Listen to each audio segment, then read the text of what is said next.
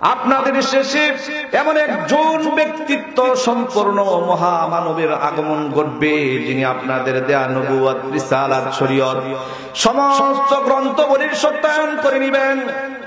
আর সেই ক্ষেত্রে আপনাদের করণীয় হচ্ছে আপনারা সকলেই তার রিসালাতকে স্বীকার করে নিন এবং বলুন, আমরা আখির জামানার পয়গম্বরের উপর ঈমান আনলাম। তখন সমস্ত পয়গম্বররা সকলেই এক বাক্যে সমস্বরে বলেছিলেন, ক্বালু আকরারনা, হে আমাদের প্রতিপালক প্রভু। ونشهد أن لا إله إلا الله وحده لا شريك له ونشهد أن سيدنا وسندنا وحبيبنا وطبيبنا ومولانا محمدا عبده ورسوله أرسله بالحق بشيرا ونذيرا وداعيا إلى الله بإذنه وسراجا منيرا فقد قال الله تعالى في كلامه المجيد وفرقانه الحميد أعوذ بالله من الشيطان الرجيم بسم الله الرحمن الرحيم وقال تعالى هماز مشاء بنميم مناع للخير معتد أثيم عتل بعد ذلك زنيم وقال النبي صلى الله عليه وسلم الكيس من دان نفسه وعمل لما بعد الموت والعاجز من اتبع هواه وتمنى على الله أو كما قال عليه الصلاة والسلام إن الله وملائكته يصلون على النبي يا أيها الذين آمنوا صلوا عليه وسلموا تسليما شكل يا مشهد درود إبراهيم পড়ুন اللهم صل على محمد وعلى آل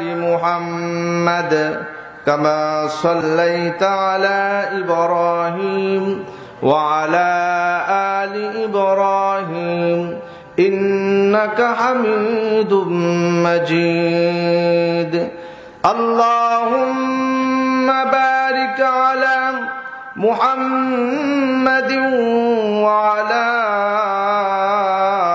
آل محمد كما باركت على إبراهيم وعلى آل إبراهيم إنك حميد مجيد محمد مصطفى خير البشر ہے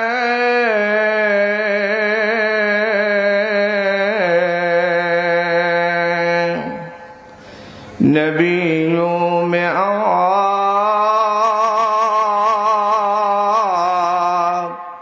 امام ہے نبیوں میں خاتم بلغ العلا بکمالہ كشف التجى بجماله حسنت جميع خصاله صلوا عليه وآله الحمد لله কালিয়াকুর দক্ষিণ পাড়া যুব সমাজের উদ্যোগে আয়োজিত অধ্যকার এই মোবারকপূর্ণ ওয়াজ ও দোয়ার মাহফিলের পরম শ্রদ্ধেয় ভাজন সভাপতি প্রধান অতিথি মঞ্চে উপস্থিত আছেন জাতির শ্রেষ্ঠ সন্তান এদেশের আলোক উজ্জ্বল নক্ষত্র বীর সিপাহ সালার ইমান ইমারতের অতন্ত্র প্রহরী বাংলার জিন্দা শাহজালাল, মুসলিম মিল্লাতের গর্বিত সন্তান, আমার শ্রদ্ধেয়ভাজন উলামায়ে কেরাম ও বাংলার দিক দিগন্ত থেকে ছুটে আসা আমার দিনদার ইমানদার মুসলমান ভাইয়েরা, বুড়া বাবারা, যুবক ভাইয়েরা ও পর্দার আড়ালের মা ও বোনেরা, আল্লাহ যে এই মুহূর্ত পর্যন্ত আমাদেরকে সুস্থ সবল রেখে দুনিয়ার সমস্ত ঝামেলা থেকে মুক্ত রেখে রহমতি বরকতি সামিয়ানার নিচে জান্নাতের এ বাগানের মাঝে সাম্প্রতিক কালের শ্রেষ্ঠ মানুষ উলামায়ে কেরামের সান্নিধ্যে পৃথিবীর শ্রেষ্ঠত্ব কোরআনুল কারিমের আলোচনা সভায় আসার এবং বসার তৌফিক দান করেছেন সে আল্লাহ পাকের দরবারে জবান খুলে ভক্তি সহকারে মহব্বত নিয়ে আজমতের সাথে সকলেই সমস্বরে বলি আলহামদুলিল্লাহ। ইন্নাল হামদালিল্লাহি জামিআ, সমস্ত প্রশংসার মালিক কে? আরো চিল্লায় বলতে হবে কে? আল্লাহ রাব্বুল আলামিন বলেন, ওয়ালাউ আন্নামা ফিল আরদি মিন শাজারাতিন আকলাম ওয়াল বাহরু ইয়ামুদ্দুহু মিন বা'দিহি সাবআতু আবহুরিম মা নাফিদাত কালিমাতুল্লাহ। আল্লাহ রাব্বুল আলামিন বলেন, যদি গোটা পৃথিবীর সমস্ত বৃক্ষের শাখা প্রশাখাগুলো দিয়ে কলম তৈরি করা হয় আর বিশ্বের সাগর সমূহের পানিকে কালিতে পরিণত করে দেওয়া হয় এবং এসব কলম আল্লাহ রাব্বুল আলামিনের প্রজ্ঞা, জ্ঞান, গরিমা এবং তার ক্ষমতা ব্যবহারের বিবরণ লিখতে আরম্ভ করে রে মুসলমান, তবে সমুদ্রের কালিগুলো শেষ হয়ে যাবে, পানিগুলো শেষ হয়ে যাবে, তথাপি আমি রব্বে কারিমের শুকরিয়া বান্দা কখনো তোমরা লিখে লিখে শেষ করতে পারবে না। আল্লাহ বলেন, শুধু তাই নয়, সাবআতু আবহুরিম মা নাফিদাত কালিমাতুল্লাহ।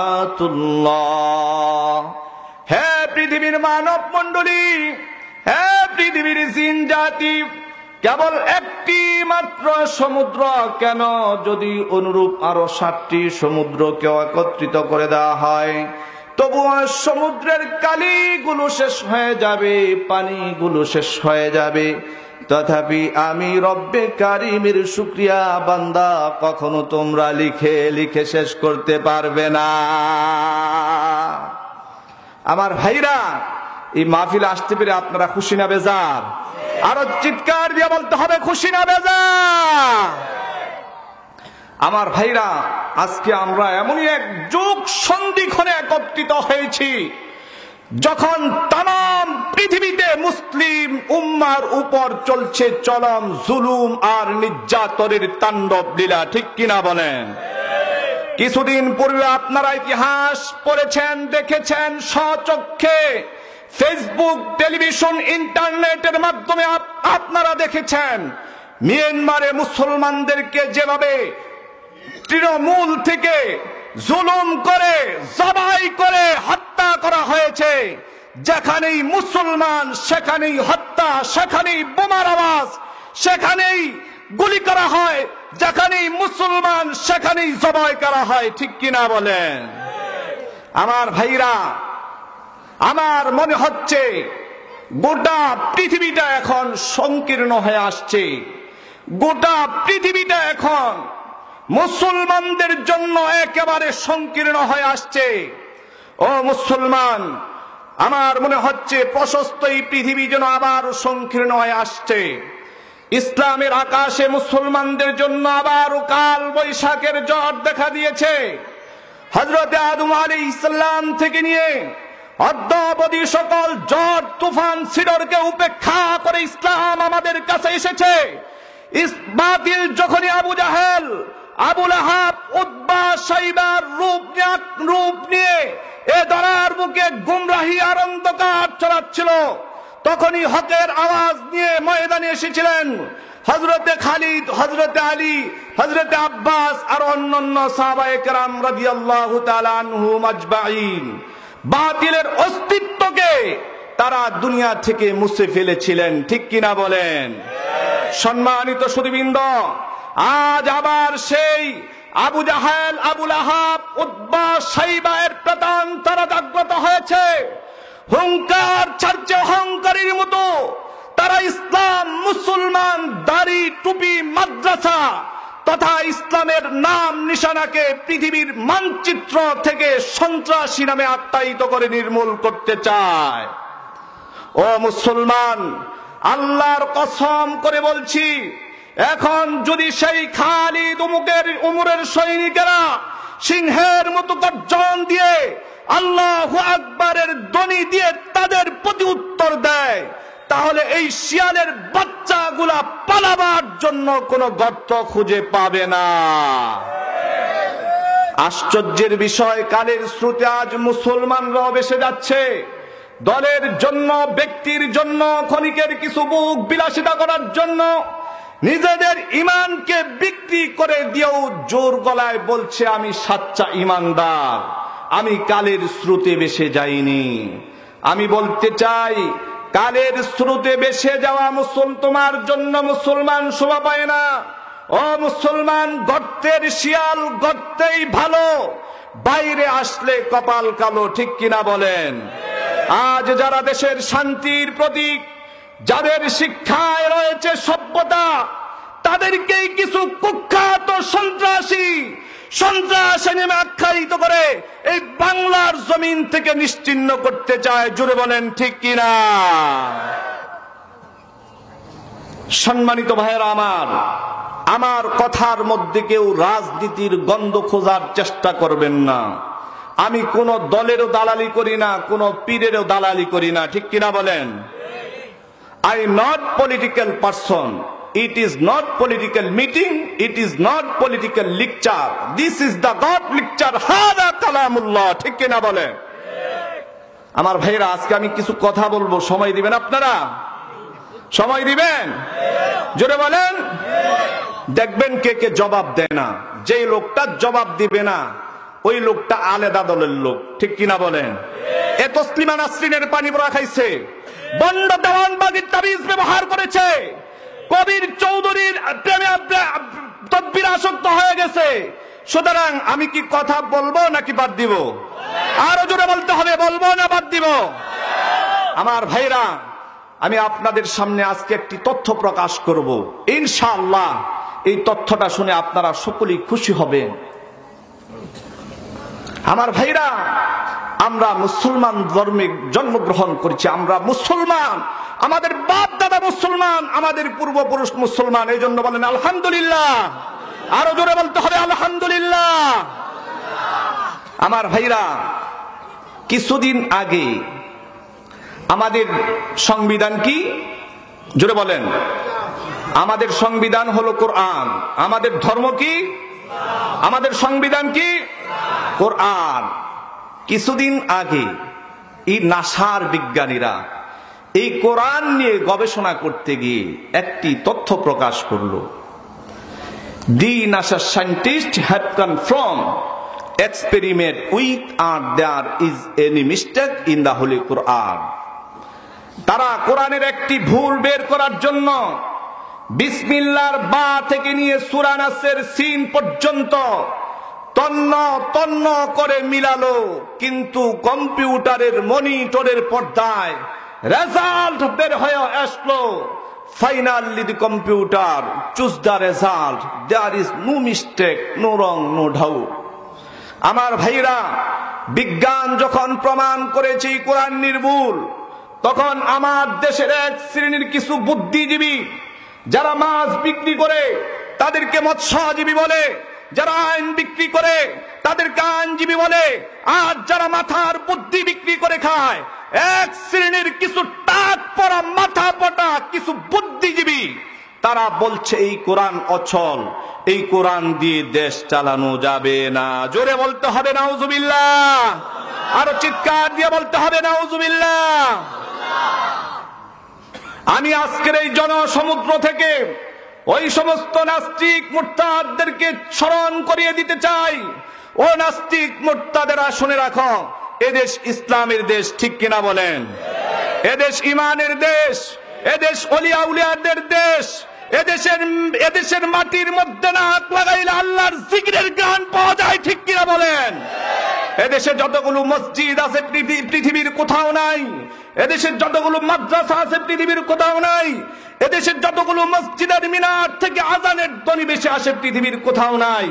এদেশে যতগুলো আলেম আছে পৃথিবীর কোথাও নাই। এদেশে যতগুলো হাফেজ আছে পৃথিবীর কোথাও নাই।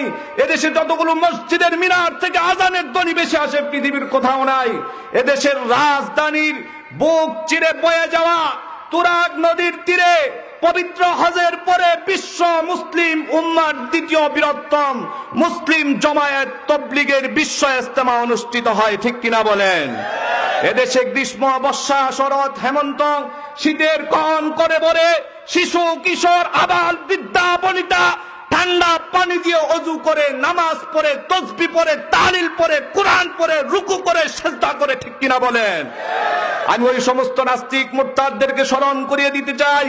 ও নাস্তিক মুরতাদেরা, শুনে রাখো, এদেশে ইসলাম নিয়ে, ঈমান নিয়ে, কোরআন নিয়ে, আল্লাহর রাসূলকে নিয়ে কটাক্ষ করা হলে, ও নাস্তিক মুরতাদেরা শুনে রাখো, এই বাংলার 1,56,000 বর্গ মাইলের মধ্যে 1 ইঞ্চি জায়গাও তোমাদের জন্য ছেড়ে দেওয়া হবে না, হবে না, হবে না। আমার ভাইরা, নাস্তিক মুরতাদেরা মনে করে এদেশের মুসলমান ঘুমায় গেছে গা। আমরা ঘুমাই নাই, জোরে বলেন ঠিক কিনা? জোরে বলেন নারে তাকবীর। আরো জোরে বলতে হবে নারে তাকবীর। আজকের সম্মেলন সফল হোক, সফল হোক। আমার ভাইরা, নাস্তিকরা মাঝে মধ্যে মাথা নষ্ট হয়ে যায়, মনে করে যে এদেশে মুসলমান ঘুমায় গেছে, আমরা এখন মুসলমানদের ঈমান চুরি করে নিব। জোরে বলেন ঠিক কিনা? ইনশাআল্লাহ পারবে না, ইনশাআল্লাহ। আমি বুঝতেছি না আপনাদের আওয়াজ এত ক্ষীণ কেন, এত অল্প সাউন্ড কেন? আপনাদের ঈমানের মনে হয় তেজ নাই, মরার পথে। ও মুসলমান, আমাদের মুসলমানদের আওয়াজের তো ইতিহাস রয়েছে, মুসলমানদের আওয়াজের ইতিহাস রয়েছে। মুসলমানদের তাকবীরের ধ্বনির কারণে সারা দেশ থেকে বাতিল গুলা লেজ গুটিয়ে পালাতে বাধ্য হয়েছিল, ঠিক কিনা বলেন? সুতরাং আমাদের পূর্বপুরুষদের ইতিহাস রয়েছে। আওয়াজ আসতে দিলে চলবে না, আওয়াজ আরো জোরে দিতে হবে। পারবেন কিনা? জোরে বলেন। কে কে পারবেন? আল্লাহু আকবার বলে হাত উঠান। আমরা লেজ গুটিয়ে থাকা মুসলমান নই, ঠিক না বে ঠিক? জোরে বলেন। আমরা ভয় পাওয়ার মুসলমান নই, ঠিক না বে ঠিক? জোরে বলেন। কারণ আমাদের রক্তে সে রক্ত বিরাজ করছে। আমরা কিন্তু সেই মুসলমান, যেই মুসলমান ছিলেন হযরত আবু বকর সিদ্দিক রাদিয়াল্লাহু তাআলা আনহু। আমরা কিন্তু সেই মুসলমান, যেই মুসলমান ছিলেন হযরত ওমর ফারুক রাদিয়াল্লাহু তাআলা আনহু। আমরা কিন্তু সেই মুসলমান, যেই মুসলমান ছিলেন হযরত আলী কাররামাল্লাহু ওয়াজহু। আমরা কিন্তু সেই মুসলমান, যেই মুসলমান 313 জন সাহাবীকে নিয়ে বদরের যুদ্ধে হাজার হাজার কাফের মুশরিকদের বিরুদ্ধে লড়াই করে বিজয় অর্জন করেছিলেন, ঠিক কিনা বলেন? আমরা কিন্তু সেই মুসলমান, যেই মুসলমান ছিলেন হাজী আমদাদুল্লাহ মুহাজির মক্কি রহমাতুল্লাহি আলাইহি। আমরা কিন্তু সেই মুসলমান, যেই মুসলমান ছিলেন রশিদ আহমদ গাঙ্গুই রহমাতুল্লাহি আলাইহি। আমরা কিন্তু সেই মুসলমান, যেই মুসলমান ছিলেন কাসেম নানুতুবি রহমাতুল্লাহি আলাইহি। আমরা কিন্তু সেই মুসলমান, যেই মুসলমান ছিলেন আব্দুল কাদের জিলানী রহমাতুল্লাহি আলাইহি। আমরা কিন্তু সেই মুসলমান, যেই মুসলমান ছিলেন খাজা মাইনুদ্দিন চিশতি রহমাতুল্লাহি আলাইহি। আমরা কিন্তু সেই মুসলমান, যেই মুসলমান ছিলেন শাহ ওয়ালিউল্লাহ মুহাদ্দিস দেওলভী রহমাতুল্লাহি আলাইহি। আমরা কিন্তু সেই মুসলমান, যেই মুসলমান ছিলেন সদর শাহ হুজুর রহমাতুল্লাহি আলাইহি, হাফিজ হুজুর রহমাতুল্লাহি আলাইহি, পীর হুজুর রহমাতুল্লাহি আলাইহি। আমরা কিন্তু সেই মুসলমান, যেই মুসলমান ছিলেন শাইখুল হাদিস আল্লামা আজিজুল হক রহমাতুল্লাহি আলাইহি। আমরা কিন্তু সেই মুসলমান, যেই মুসলমানের নাম শুনলে বাতিল থরথর করে কেঁপে উঠত, চরমনার পীর সৈয়দ ফজলুল করিম রহমাতুল্লাহি আলাইহি, ঠিক কিনা বলেন? ও মুসলমান, আমাদের মুসলমানদের আওয়াজের ইতিহাস হয়েছে, আমাদের মুসলমানদের তাকবীরের ধ্বনির কারণে সারা দেশ থেকে বাতিল লেজ গুটিয়ে পালাতে বাধ্য হয়েছিল, ঠিক কিনা বলেন? শাইখুল হাদিস আল্লামা আজিজুল হক রহমাতুল্লাহি আলাইহি যখন ঢাকার ময়দানের মধ্যে তসলিমা নাসরিনের বিরুদ্ধে নারে তাকবীর আল্লাহু আকবারের স্লোগান দিলেন, সারা ঢাকার মানুষ যখন জাগ্রত হয়ে গেল, তখন তসলিমা নাসরিন এদেশ থেকে লেজ গুটিয়ে পালাতে বাধ্য হয়েছিল, ঠিক কিনা বলেন? সুতরাং আমাদের আওয়াজের ইতিহাস রয়েছে, আওয়াজ জোরে দিতে হবে। পারবেন তো ইনশাআল্লাহ? কে কে পারবেন আল্লাহু আকবার বলে আল্লাহকে দেখান। আল্লাহ তুমি কবুল করো, সকলেই বলেন আমিন। হাত নামান। আমার ভাইরা,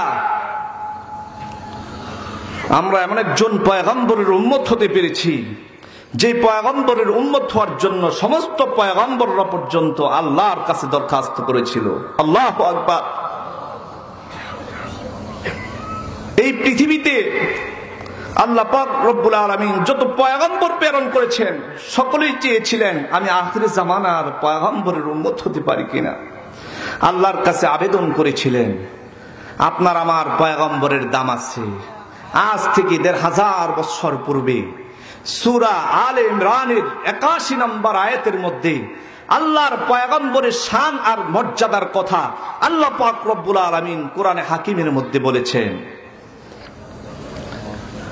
আল্লাহ পাক রব্বুল আলামিন আজ থেকে ১৫০০ বছর পূর্বে বিশ্বনবী মুহাম্মদুর রাসূলুল্লাহ সাল্লাল্লাহু আলাইহি ওয়াসাল্লামের ব্যাপারে কোরআনে হাকিমের মধ্যে যে আয়াতগুলো নাজিল করেছেন, ওয়াইযা আখাযাল্লাহু মিসাকান নাবিয়্যিনা লামা আতাইতুকুম মিন কিতাবিন ওয়া হিকমা। বন্ধুরা আমার, আমরা যখন কোনো সেমিনার করি, কোনো সম্মেলন করি, ওই সম্মেলনের উদ্দেশ্য আর কর্তব্য পঠিত হয়, সেখানে জনমত স্বীকারোক্তি প্রাধান্য পায়। সেসব সম্মেলনে আল্লাহ পাক রব্বুল আলামিন তার পয়গম্বরের শান আর মর্যাদার কথা বলতে গিয়ে আল্লাহ পাক রব্বুল আলামিন যখন সমস্ত পয়গম্বরদেরকে সৃষ্টি করা হয় নাই, কোন পয়গম্বরকে সৃষ্টি করেন নাই, শুধুমাত্র নবীগণের আত্মাগুলোকে যখন আল্লাহ পাক রব্বুল আলামিন সৃষ্টি করেছিলেন, তখন আত্মার জগতে পয়গম্বরদের রূহগুলোকে একত্রিত করে আল্লাহ পাক রব্বুল আলামিন একটা সম্মেলন করেছিলেন। ওই সম্মেলনের প্রধান অতিথি ছিলেন স্বয়ং রব্বুল আলামিন, আর সে সম্মেলনের শ্রোতা ছিলেন সমস্ত পয়গম্বরদের আত্মাগুলোকে আল্লাহ পাক রব্বুল আলামিন ওই সম্মেলন যে করেছেন, ওই সম্মেলনের কথাগুলো পবিত্র কোরআনে হাকিমের সূরা আলে ইমরানের ৮১ নম্বর আয়াতের মধ্যে রেকর্ড করে রেখেছেন।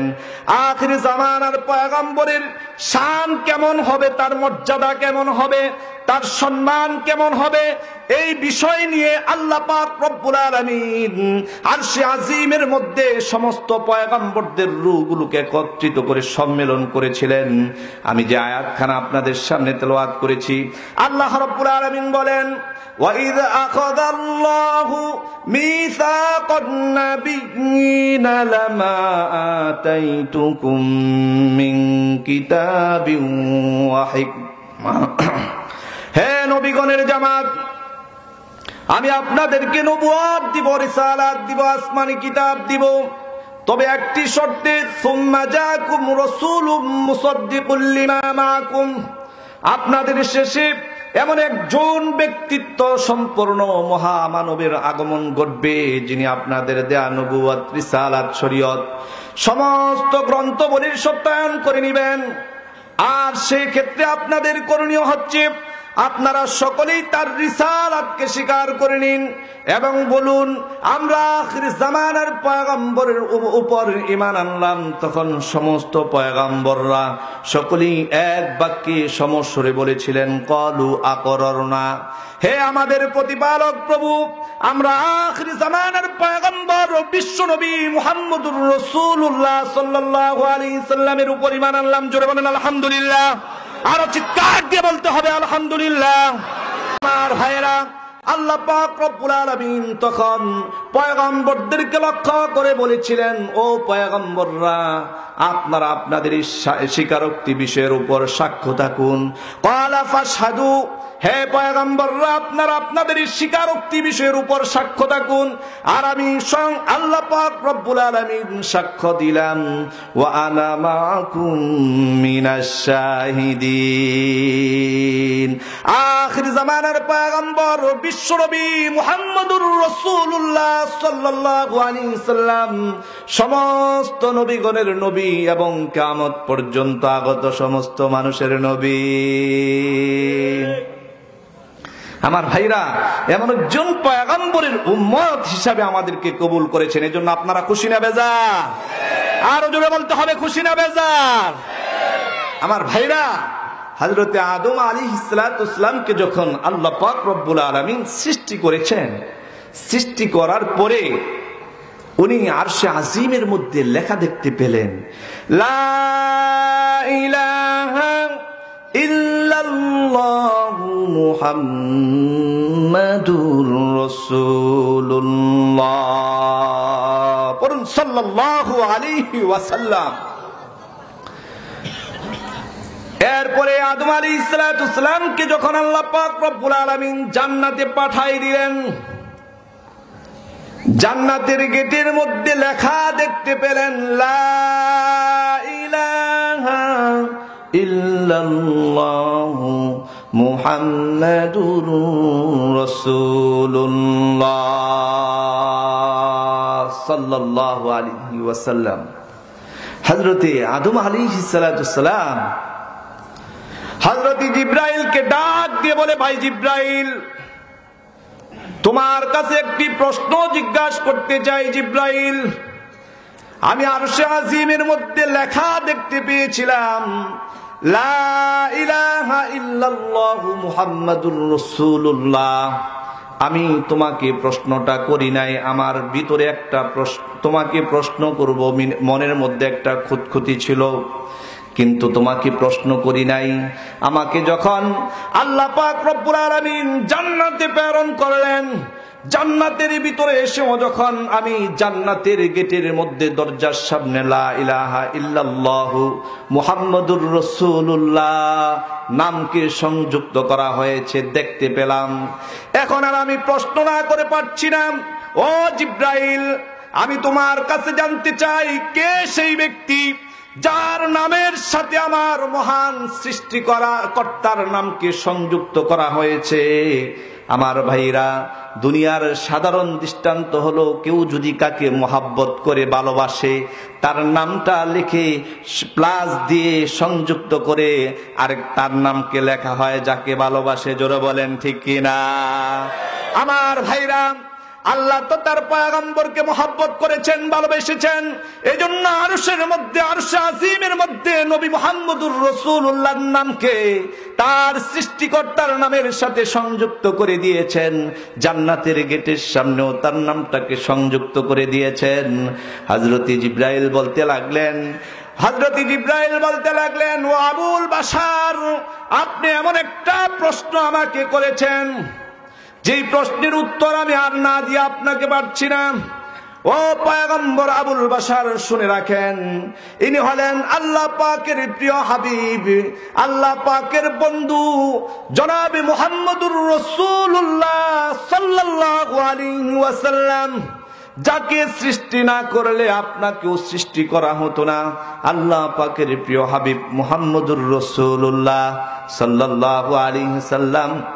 ও আবুল বাশার, শুনে রাখেন, আপনি যদি দুনিয়ার হায়াতে জিন্দেগিতে জান্নাতের ভিতরে কোনো ভুল ভ্রান্তি করে ফেলেন, আপনাকে আমি আরেকটা উত্তর দিয়ে দিচ্ছি, আপনার ভবিষ্যতে উপকার হবে। বলে কি? আপনি যদি জান্নাতের ভিতর কোনো ভুল ভ্রান্তি করে ফেলেন, আর এই আখির জামানার পয়গম্বর ও বিশ্বনবী মুহাম্মদুর রাসূলুল্লাহর দোহাই দিয়ে যদি আপনি আল্লাহর কাছে মাপ চাইতে পারেন, ক্ষমা চাইতে পারেন, আমার আল্লাহ পাক রব্বুল আলামিন আখির জামানার পয়গম্বরের উসিলায় আপনার পেছনের জিন্দেগীর গুনাহগুলোকে মাফ করে দিবেন। জোরে বলেন সুবহানাল্লাহ। আরো চিৎকার দিয়ে বলতে হবে সুবহানাল্লাহ। আমার ভাইরা, শেষ পর্যন্ত আল্লাহ পাক রব্বুল আলামিন আদম আর হাওয়া আলাইহিস সালামকে বলে দিলেন, ও আদম আর হাওয়া, তোমরা এই জান্নাতের মধ্যে বসবাস করতে থাকো, কিন্তু এই গাছের নিকটেও কিন্তু যেও না। আল্লাহ পাক রব্বুল আলামিন সূরা বাকারার 35 নম্বর আয়াতের মধ্যে লিখেছেন, আল্লাহ বলেন, وَقُلْنَا يَا آدَمُ اسْكُنْ أَنْتَ وَزَوْجُكَ الْجَنَّةَ। আদায় করবে আল্লাহ পাক রব্বুল আলামিন তাকে কবরের অন্ধকার থেকে, ফুলচেরাতের অন্ধকার থেকে আল্লাহ পাক রব্বুল আলামিন তাকে মুক্তি দান করবেন। বন্ধুরা আমার, আমি যে উদ্দেশ্যে এই ইতিহাস টানলাম আমার ভাইয়েরা, আল্লাহ পাক রব্বুল আলামিন তার পয়গম্বর বিশ্বনবী মুহাম্মদুর রাসূলুল্লাহ সাল্লাল্লাহু আলাইহি সাল্লামকে কি পরিমাণ সম্মান দান করেছেন, মর্যাদা দান করেছেন।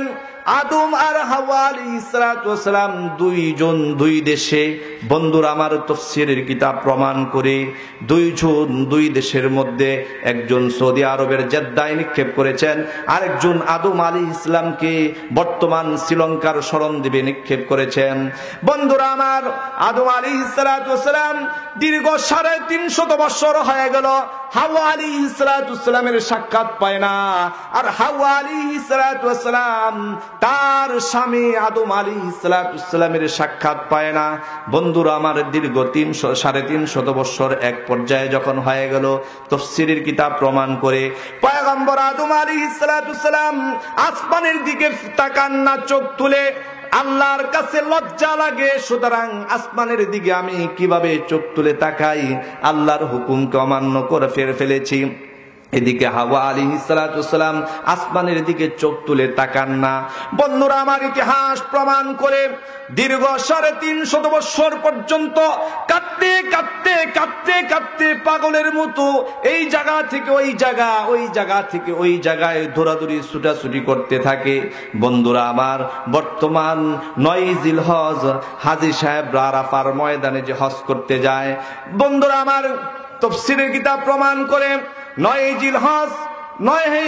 জিলহজের দিনে আদম আর হাওয়া আলাইহিস সালাতু ওয়াস সালাম আরাফার ময়দানের মধ্যে তাদের সাক্ষাৎ ঘটে যায়। দীর্ঘ 350 বছর কান্নাকাটির পরে যখন আদম আলাইহিস সালাম হাওয়া আলাইহিস সালাতু ওয়াস সালামকে দেখলো, হাওয়া আলাইহিস সালাতু ওয়াস সালাম আদম আলাইহিস সালাতু ওয়াস সালামকে দেখলেন। দেখার সঙ্গে সঙ্গে একজন আরেকজনকে ধর দিয়ে পাঞ্জা দিয়ে ধরেছেন। আর ওই কে সেই ব্যক্তি যার নামকে আমার মহান সৃষ্টিকর্তার নামের সাথে সংযুক্ত করা হয়েছে, তার ব্যাপারে একটু জানতে চাই। হযরত জিবরাইল বলেছিলেন, ও আদম পয়গম্বর, আপনি যদি কোনো ভুল ভ্রান্তি করে ফেলেন, আর ওই ভুল ভ্রান্তির দরুন যদি আপনি আখির জামানার পয়গম্বরের দোহাই দিয়ে আল্লাহর কাছে মাপ চাইতে পারেন, তাহলে আল্লাহ পাক রব্বুল আলামিন আখির জামানার পয়গম্বরের উসিলায় আপনার পেছনের জিন্দেগীর গুনাহগুলোকে মাফ করে দিবেন। জোরে বলেন সুবহানাল্লাহ। বন্ধুরা আমার, তাফসীরের কিতাব প্রমাণ করে পয়গম্বর আদম আলাইহিস সালাতু ওয়াস সালামের যখন এই কথাটা স্মরণে পড়ে গেল, সঙ্গে সঙ্গে আখির জামানার পয়গম্বরের দোহাই দিয়ে আল্লাহর কাছে মাপ চাইতে থাকলেন। রব্বুল আলামিন আখির জামানার পয়গম্বর তোমার বিশ্বনবী মুহাম্মদুর রাসূলুল্লাহ সাল্লাল্লাহু আলাইহি সাল্লামের দোহাই দিয়ে তোমার কাছে মাপ চাই, ক্ষমা চাই গো প্রভু, মেহেরবানি করে আমাদেরকে মাফ করে দাও। এমন সময় অদৃশ্য থেকে আওয়াজ এসে গেল, ও পয়গম্বর আদম, তুমি যদি আমার আখির জামানার পয়গম্বরের দোহাই দিয়ে জান্নাতের ভিতরে মাপ চাইতা, আমি আল্লাহ পাক রব্বুল আলামিন জান্নাতের ভিতরে তোমাকে ক্ষমা করে দিতাম। জোরে বলেন সুবহানাল্লাহ। আরো জোরে বলতে হবে সুবহানাল্লাহ। আমার ভাইরা, এমন একজন মর্যাদাপূর্ণ শ্রেষ্ঠ একজন পয়গম্বরের উম্মত হিসাবে আল্লাহ আমাদেরকে পৃথিবীতে পাঠিয়েছেন। এজন্য আপনারা খুশি না বেজার? আমার ভাইরা, পয়গম্বর মদিনার সেই সবুজ গম্বুজের নিচে শুয়ে আল্লাহুম্মা উম্মতি আল্লাহুম্মা উম্মতি বলে চিৎকার করতেছে, হে আল্লাহ আমার উম্মতদেরকে তুমি মাফ করে দাও, আমার উম্মতদেরকে তুমি মাফ করে দাও, আমার উম্মতদেরকে তুমি ক্ষমা করে দাও। আর আমরা বাড়িতে থেকে নামাজ পড়ি না, রোজা করি না, রাসূলের নামে দুরূদও পড়তে চাই না। জোরে বলেন ঠিক কিনা? বন্ধুরা আমার, যে পয়গম্বর অন্তিম মুহূর্ত আপনাকে আমাকে বলে যায় না, যে পয়গম্বর কিয়ামতের ময়দানে কঠিন মুসিবতের সময় বিপদের দিনে সমস্ত পয়গম্বররা তার উম্মতদেরকে ভুলে যাবেন, কিন্তু বিশ্বনবী মুহাম্মদুর রাসূলুল্লাহ সাল্লাল্লাহু আলাইহি ওয়াসাল্লাম তার উম্মতদেরকে ভুলে যাবেন না।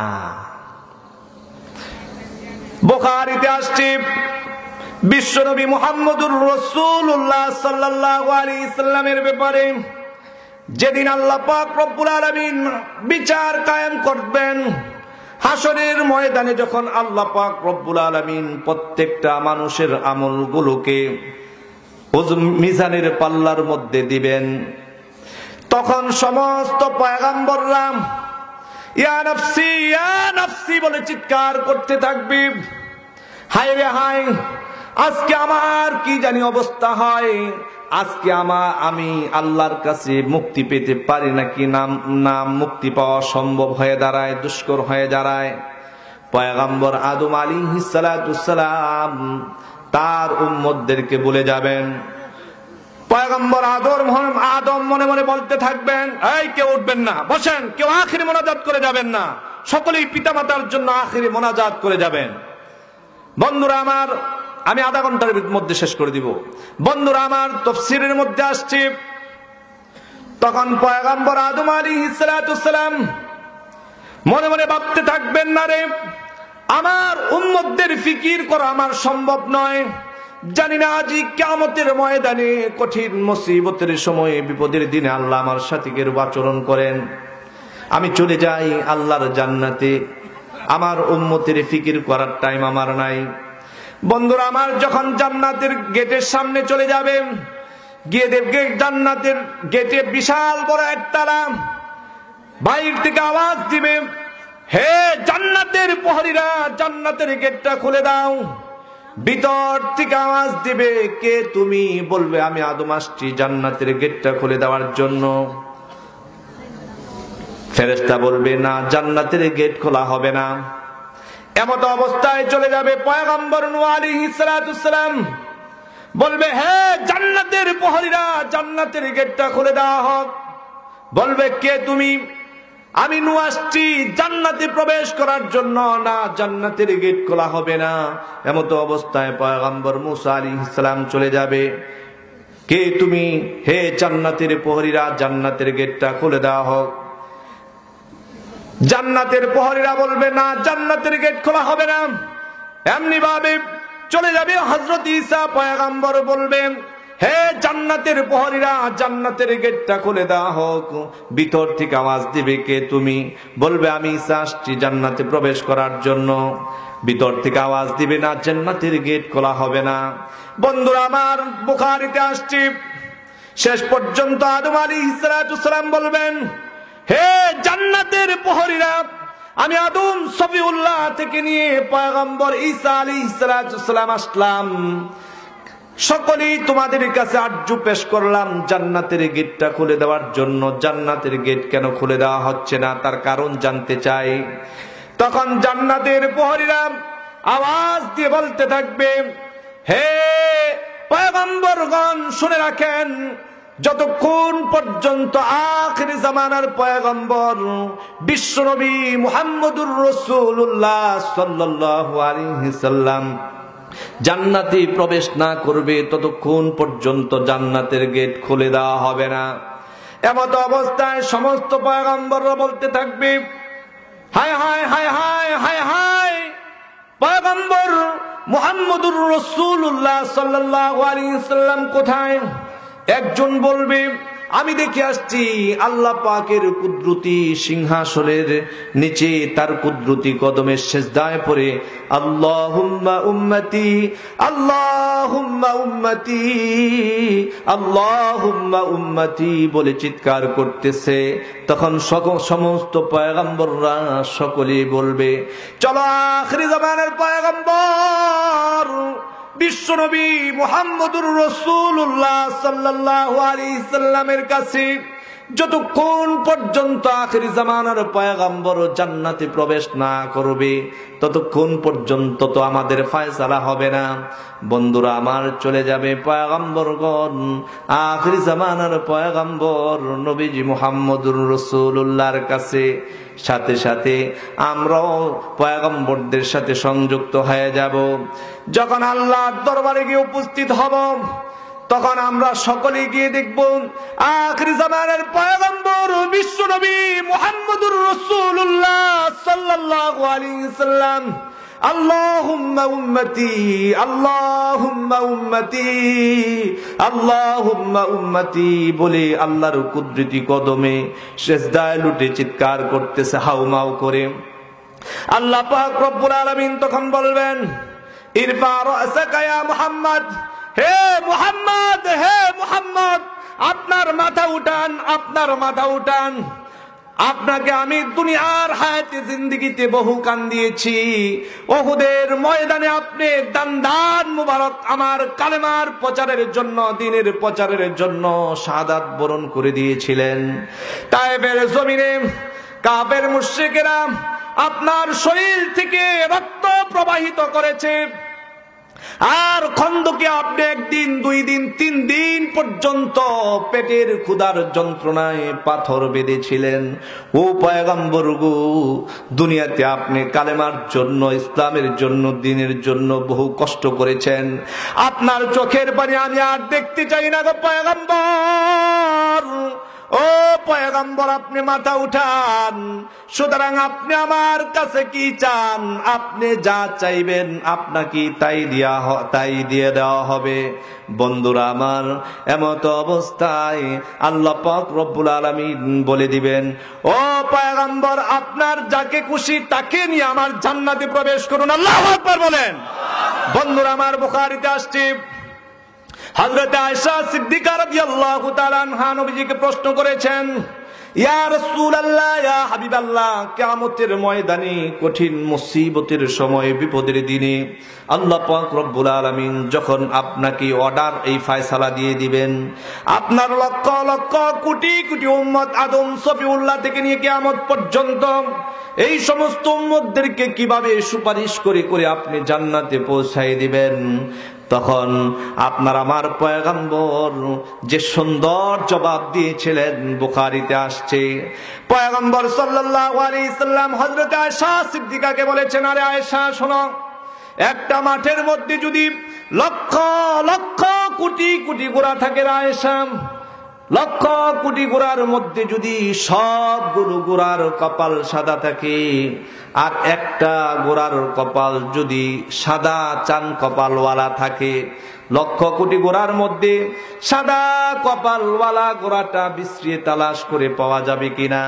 হযরতে আয়েশা সিদ্দিকা রাদিয়াল্লাহু তাআলা আনহা তখন বলতে লাগলেন, ইয়া রাসূলুল্লাহ, ইয়া হাবিবাল্লাহ, নিঃসন্দেহে পাওয়া যাবে, কোনো ভুল নাই। আল্লাহর নবী বলে দিলেন, আরে আয়েশা, আমার লক্ষ লক্ষ কোটি কোটি উম্মতের মধ্য থেকে যারা নাকি আজান হলে পরে ওযু করে জায়নামাজের মুসল্লায় দাঁড়ায়া আল্লাহর দরবারে হাজিরা দিয়েছে, এই হাজিরা দেওয়ার কারণে ওযুর জায়গাগুলোকে, নামাজের জায়গাগুলোর মধ্যে আল্লাহ পাক রব্বুল আলামিন নূর দিয়া দিবেন। আর সেই নূর দেখে দেখে আমি নবী মুহাম্মদুর রাসূলুল্লাহ সাল্লাল্লাহু আলাইহি সাল্লাম আমার উম্মত দিগকে ধরে ধরে জান্নাতে পৌঁছায় দিব। জোরে বলেন সুবহানাল্লাহ। আরো চিৎকার দিয়ে বলতে হবে সুবহানাল্লাহ। বন্ধুরা আমার, বেঈমান যারা নামাজ পড়ে নাই, আল্লাহর জাহিলি যারা করেছে, আল্লাহর অবাধ্যতা করে যারা করেছে, যারা বলে আমরা জাহিরি নামাজ পড়ি না, বাতিনি নামাজ পড়ি, আমি তাদেরকে বলতে চাই তোমরা জাহিরি খাওয়া খাইও না, বাতিনি খাওয়া খাইও। জোরে বলেন ঠিক কিনা? বন্ধুরা আমার, ওই দিন তারা পয়গম্বর বিশ্বনবী মুহাম্মদুর রাসূলুল্লাহ সাল্লাল্লাহু আলাইহি সাল্লামের কাছে গিয়ে আরজু পেশ করতে থাকবে, রব্বুল আলামিন, ইয়া রাসূলুল্লাহ, ইয়া হাবিবাল্লাহ, আমরা তো আপনার উম্মত, আমাদের জন্য একটু সুপারিশ করেন। আল্লাহর রাসূল বলবেন, সুকান সুকান লিমান ইয়ারগাবু মিন বাদি, তোমরা আমার উম্মত না, তোমরা যদি আমার উম্মত হইতা তাহলে এই নূরের তাজাল্লি তোমাদের চেহারাগুলোর মধ্যে আমি দেখতাম। জোরে বলেন নাউজুবিল্লাহ। আল্লাহ পাক আমাদের সকলকে কিয়ামতের ময়দানে রাসূলুল্লাহর সুপারিশ পাওয়ার তৌফিক দান করুক, সকলেই বলি আমিন। আমার ভাইরা, পয়গম্বর তার উম্মতের জন্য এত কষ্ট করেছেন, পরিশ্রম করেছেন। এই পয়গম্বরের শান আর মর্যাদা কত ছিল আমার ভাইরা। পয়গম্বর কিয়ামতের ময়দানও আপনাকে আমাকে ভুলে যাবেন না। আমার ভাইরা, সংক্ষিপ্ত পরিসরে আমি আরেকটি তথ্য আপনাদের সামনে পেশ করতে চাই। আমার ভাইরা, সমস্ত পয়গম্বরদের মধ্যে আল্লাহ পাক রব্বুল আলামিন আপনার আমার পয়গম্বরকে আরশে আসিমের মধ্যে সিদরাতুল মুনতাহায় নিয়েছিলেন। আল্লাহর সাথে সরাসরি পয়গম্বর কথা বলেছিলেন। জোরে বলেন সুবহানাল্লাহ। বন্ধুরা আমার, শাহ ওলিউল্লাহ রাহমাতুল্লাহি আলাইহি বলেন, পয়গম্বর বিশ্বনবী মুহাম্মদুর রাসূলুল্লাহ সাল্লাল্লাহু আলাইহি সাল্লাম স্বচক্ষে আল্লাহ পাক রব্বুল আলামিনকে দেখেছেন। হযরত ইমাম আহমদ ইবনে হাম্বল রাহমাতুল্লাহি আলাইহি এক হাদিসের উদ্ধৃতি দিয়ে বলেন, রাআইতু রাব্বি আযজা ওয়া জাল্লা, রাসূল বলেন আমি আমার মহান সৃষ্টিকর্তাকে স্বচক্ষে দেখেছি। বন্ধুরা আমার, হযরত ইবনে আব্বাস রাদিয়াল্লাহু তাআলা বলেন, পয়গম্বর বিশ্বনবী মুহাম্মদুর রাসূলুল্লাহ সাল্লাল্লাহু আলাইহি সাল্লাম বলেছেন, ফাসাজাদতু লাহু, আমি আমার মহান প্রতিপালককে তার কুদরতি কদমে সেজদা করেছি। জোরে বলেন সুবহানাল্লাহ। আরো চিৎকার দিয়ে বলতে হবে সুবহানাল্লাহ। বন্ধুরা আমার, এই পয়গম্বর যখন আল্লাহর কাছে চলে গেলেন, আল্লাহর কাছে গিয়ে যখন সাক্ষাৎ করলেন, একান্ত সাক্ষাৎ, আমার ভাইরা, আপনি আর আমি যদি আমাদের মাননীয় প্রধানমন্ত্রী শেখ হাসিনার সাক্ষাৎ পাই, তাহলে শেখ হাসিনার সাক্ষাৎ যদি আপনি আমি পাই, ওনার কাছে গিয়ে আপনার আমার জিন্দেগির যত চাওয়া আছে আর পাওয়া আছে তার কাছে গিয়ে পেশ করবো। জোরে বলেন ঠিক কিনা? অন্যের জন্য চাওয়া আর বলার টাইম আমার আছে? জোরে বলেন, হ্যাঁ টাইম আছে? কারণ কারো কথাই আমার মনে থাকবে না। আমার কি চাওয়া আছে, কি পাওয়া আছে, প্রধানমন্ত্রী শেখ হাসিনার কাছে পেশ করব। প্রধানমন্ত্রী তো অনেক বিশাল ভান্ডার নিয়ে বসে আছেন, অবশ্যই আমাকে যদি একটু দেয় তাহলে আমি পানি হয়ে যাব। জোরে বলেন ঠিক কিনা? বন্ধুরা আমার, খুব খেয়াল করে শুনেন, পয়গম্বর বিশ্বনবী মুহাম্মদুর রাসূলুল্লাহ সাল্লাল্লাহু আলাইহি সাল্লাম আল্লাহর সাথে যখন একান্ত সাক্ষাৎ পেলেন, সেখানে গিয়ে সর্বপ্রথম তিনটা কথা তিনি বলেছিলেন, আত্তাহিয়াতু লিল্লাহি ওয়াসসালাওয়াতু ওয়াত-তাইয়্যিবাত। হে আল্লাহ, আমার সমস্ত শারীরিক ইবাদত, আর্থিক ইবাদত, আমার সমস্ত মৌখিক ইবাদত, মালি ইবাদত সব তোমার জন্য নিবেদিত। এই তিনটা কথা যখন আল্লাহর দরবারে গিয়ে বিশ্বনবী মুহাম্মদুর রাসূলুল্লাহ সাল্লাল্লাহু আলাইহি সাল্লাম বলেছেন, তখন আল্লাহ পাকের রহমতের দরিয়ার মধ্যে জোশ মেরে গেল। আল্লাহ পাক রব্বুল আলামিন তার এই তিন কথার জবাব দিলেন, আসসালামু আলাইকা আইয়ুহান নাবিয়্যু ওয়া রাহমাতুল্লাহি ওয়া বারাকাতুহু। আল্লাহ বলে দিলেন, হে নবী, আপনার জন্য দুনিয়ার সমস্ত শান্তি, রহমত আর বরকতের দ্বার খুলে দেওয়া হয়েছে। সুবহানাল্লাহি ওয়া বিহামদিহি সুবহানাল্লাহিল আযীম। রাসূল সাল্লাল্লাহু আলাইহি সাল্লাম সেখানে আপনার আমার কথা বলে যান নাই, আলহামদুলিল্লাহ বলেন। রাসূল বললেন যে রব্বুল আলামিন শুধু আমার জন্য কেন, আমার জন্য কেন, আমার সমস্ত উম্মতি মুহাম্মদের জন্য শান্তি, রহমত আর বরকতের দ্বার খুলে দেওয়া হোক। নবীজি বললেন, আসসালামু আলাইনা ওয়া আলা ইবাদিল্লাহিস সালিহিন। শুধু আমার জন্য কেন, আমার সমস্ত উম্মতি মুহাম্মদের জন্য সমস্ত শান্তি, রহমত আর বরকতের দ্বার খুলে দেওয়া হোক। আকাশের লক্ষ কোটি কোটি ফেরেশতারা এই দৃশ্য যখন দেখলেন, তখন ফেরেশতারা জবাব দিয়ে বলতে লাগলেন, আশহাদু আল্লা ইলাহা ইল্লাল্লাহু ওয়া আশহাদু আন্না মুহাম্মাদান আবদুহু ওয়া রাসূলুহু। আমরা ফেরেশতারা সাক্ষ্য দিচ্ছি আপনি আখির জামানার পয়গম্বর, আপনি বিশ্ব নবী, আপনি ছাড়া আর পৃথিবীতে কোনো নবী নাই। সুতরাং আপনি আখির জামানার পয়গম্বর, আল্লাহর পক্ষ থেকে প্রেরিত রাসূল, এক আল্লাহ ছাড়া দ্বিতীয় আর কোনো রব নাই। আমার ভাইরা, সেই পয়গম্বরের ব্যাপারে বর্তমান এই বাংলায় সারা পৃথিবীতে বিশুদ্ধার চলতেছে। পয়গম্বরকে নিয়ে ষড়যন্ত্র হচ্ছে, পয়গম্বরকে নিয়ে কটাক্ষ করা হচ্ছে। আমি আপনাদের সামনে কোরআনে কারীম থেকে সূরাতুল কলামের 11 নম্বর আয়াত থেকে 13 নম্বর আয়াত পর্যন্ত তেলাওয়াত করেছি।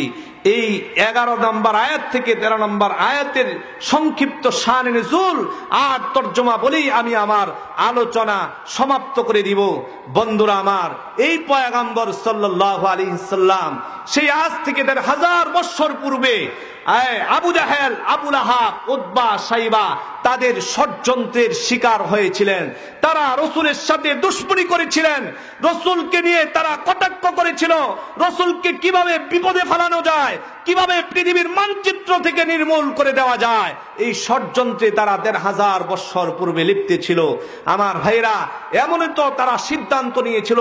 আবু জাহেল একদিন রাতের বেলায় দারুণ দোয়াতে বোমবাস্টিক মার্কা এক বক্তব্য দিয়ে দিলেন, আব্দুল্লাহর ছেলে মুহাম্মদকে কেউ যদি কল্লা এনে দিতে পারে তাহলে তাকে 100 লাল উট আর 1000 স্বর্ণ মুদ্রা পুরস্কার দেওয়া হবে। বন্ধুরা আমার, আরবের সমস্ত নৌজওয়ানগুলো সকলেই মাথা নিচু করে দিলেন।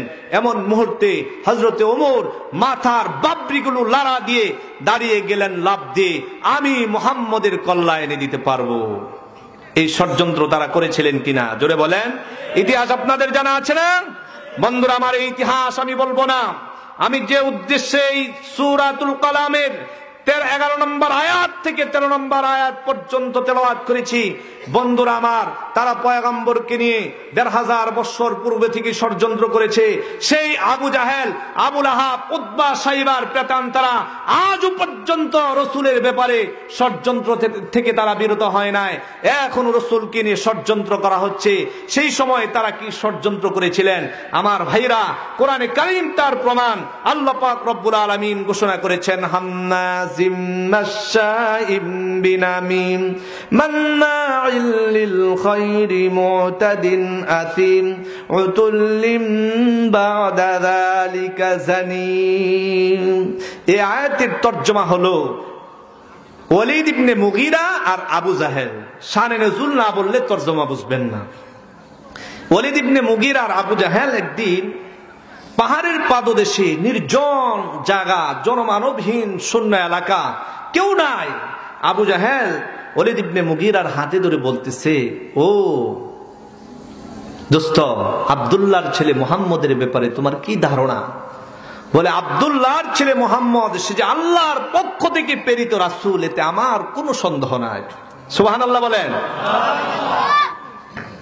ওয়ালিদ ইবনে মুগীরা আবু জাহেলকে বলে, দোস্ত, আব্দুল্লাহর ছেলে মুহাম্মদের ব্যাপারে তোমার কি ধারণা?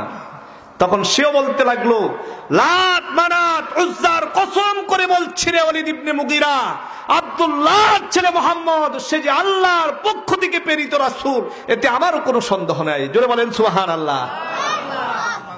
এখন এই দুই নেতা পাহাড়ের পাদদেশে দুইজন জনশূন্য প্রান্তর পরামর্শ করতেছে যে যেভাবে মুহাম্মদের দল দিন দিন বাড়ি হচ্ছে, মুহাম্মদকে তো আমরা কেউ ঠেকাতে পারবো না। এখন ওয়ালিদ ইবনে মুগীরা বলে যে কি করা যায় দোস্ত? আবু জাহেল বলে, দোস্ত, আমি ভীষণ চিন্তায় রয়েছি তার ব্যাপারে। বলে, কি করা যায়, সিদ্ধান্ত কি নিতে হবে সেটা বলো। সুতরাং মুহাম্মদ যদি এভাবে সামনে দিন দিন আগাইতে থাকে, এক সময় আমরা মানুষ শূন্য হয়ে পড়ব, জনশূন্য হয়ে পড়ব, মানুষ আমাদের দিকে ভ্রুক্ষেপ করবে না, মুহাম্মদের দল বল বাড়ি হয়ে যাবে। সুতরাং এটা করতে দেওয়া যাবে না। আমরা গোটা মক্কার মধ্যে আমাদের বাপ দাদা পূর্বপুরুষ ইতিপূর্বে নেতৃত্ব দিয়েছিল, এখন আব্দুল্লাহর ছেলে মুহাম্মদ এসে আমাদের নেতৃত্বের মধ্যে সে প্রভাব বিস্তার করে ফেলেছে। সুতরাং তাকে দুনিয়াতে বাঁচতে দেওয়া কশ্চিনকালেও সম্ভব নয়, তার দলবল ভারী করা সম্ভব নয়। তখন আবু জাহেল বলতে লাগলো যে ওলীদ ইবনে মুগীরা, কি করা যায়? ওলীদ ইবনে মুগীরায় বলতেছে যে দোস্ত, তাকে পৃথিবীর মানচিত্র থেকে বিদায় করে দিব। আবু জাহেল কয় না, এটা করা যাবে না। কেন? এটা যদি করো, বনি হাশিমের বংশধর যদিও কালেমা পড়ে মুসলমান হচ্ছে না, কিন্তু মুহাম্মদকে যদি হত্যা করা হয় তাহলে এটা কেউ মেনে নিবে না, তারা চড়াও হবে আমাদের উপর, তখন আমরা তাদের সাথে টিকতে পারবো না। তখন ওলীদ ইবনে মুগীরায় বলে, তাহলে আরেকটা বুদ্ধি আছে। কি বুদ্ধি? বলে, দোস্ত, বুদ্ধিটা হলো আব্দুল্লাহর ছেলে মুহাম্মদকে আমরা এই দেশ থেকে তাড়াই দিব।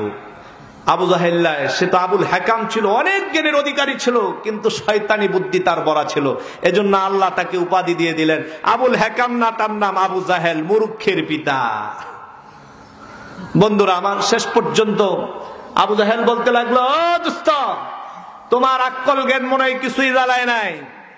আব্দুল্লাহর ছেলে মুহাম্মদের যে আখলাক, যে চরিত্র, যে সুন্দর ব্যবহার, তার এই ব্যবহার, সে যদি কোনো দেশে চলে যায়, এই ব্যবহার দেখে ওই দেশের মানুষ তার পক্ষপাতিত্ব করব, তার ভক্তবৃন্দ হয়ে যাবে, শেষ পর্যন্ত ওই ভক্তদেরকে নিয়ে আবার আমাদের উপর আক্রমণ করবে, তাদের সাথে আমরা নাও টিকতে পারি।